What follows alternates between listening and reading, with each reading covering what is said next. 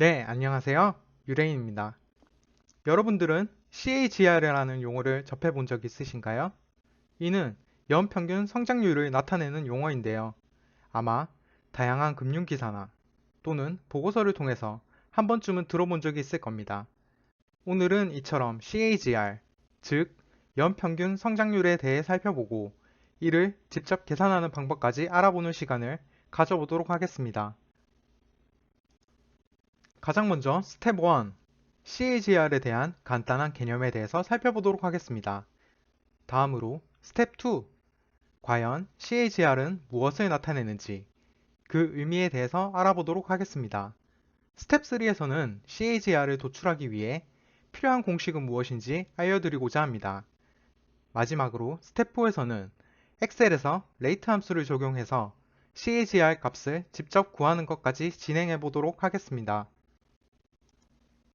스텝 1, CAGR의 개념에 대해서 살펴보겠습니다.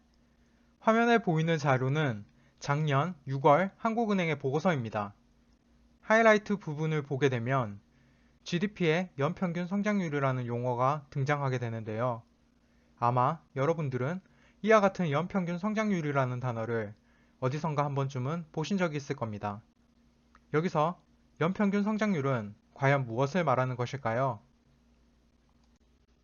CAGR, 즉 연평균 성장률은 N년 동안 매년 평균적으로 몇 %씩 성장해 오고 있는가를 나타내는 수치입니다. 즉, 일정 기간 동안 얼마나 성장하였는가를 퍼센트 수치로 판단할 수 있는 도구죠. 스텝 2. 그러면 과연 이러한 CAGR은 어떠한 의미를 가지고 있을까요? CAGR은 단순 산술평균 값이 아닌 기하평균 값을 말하는데요. 매년 일정한 성장률이 지속된다고 가정하에 평균 성장률을 환산한 값입니다. 성장률에 대한 시계열 자료를 쉽게 구할 수 있는 산술평균 값이 아닌 굳이 기하평균 값으로 구하는 이유는 해당 지표의 증감 추이를 보다 정확히 표현하기 위해서인데요. 연속되는 두 기간을 기준으로 단순 평균할 경우에는 별 문제를 찾을 수 없지만 만약 여러 기간의 지표 증감률을 이처럼 단술 평균하여 구하게 된다면 전혀 엉뚱한 결과가 도출될 수 있습니다. 이와 같은 CAGR은 보통 기업의 매출 성장률 또는 펀드 수익률을 따지는데 주로 활용되고 있습니다. 스텝 3. 그렇다면 과연 CAGR은 어떠한 공식으로 구할 수 있을까요? CAGR에 대한 공식은 다음과 같습니다. 우선 구하고자 하는 연도의 가장 마지막 값을 처음 값으로 나눠주도록 합니다. 그리고 이에 대한 지수로 1에서 총 연도수를 나눈 다음 1을 빼준 값을 넣어주도록 합니다. 여기서 총 연도수는 마지막 연도 마이너스 시작 연도로 계산됩니다. 마지막으로 백분율 환산을 위해 100을 곱해주도록 합니다.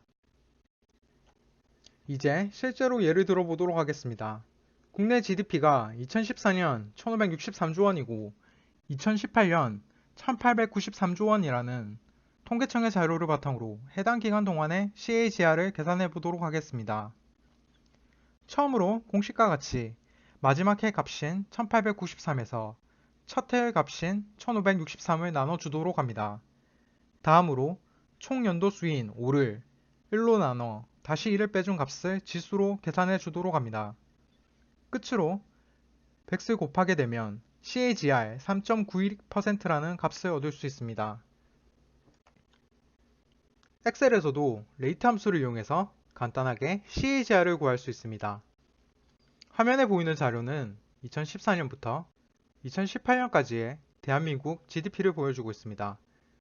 그러면 레이트 함수를 이용해서 이 자료를 바탕으로 5년간 대한민국 GDP에 대한 CAGR을 구해보도록 하겠습니다. 레이트 함수에 대한 구성은 다음과 같이 이루어져 있습니다.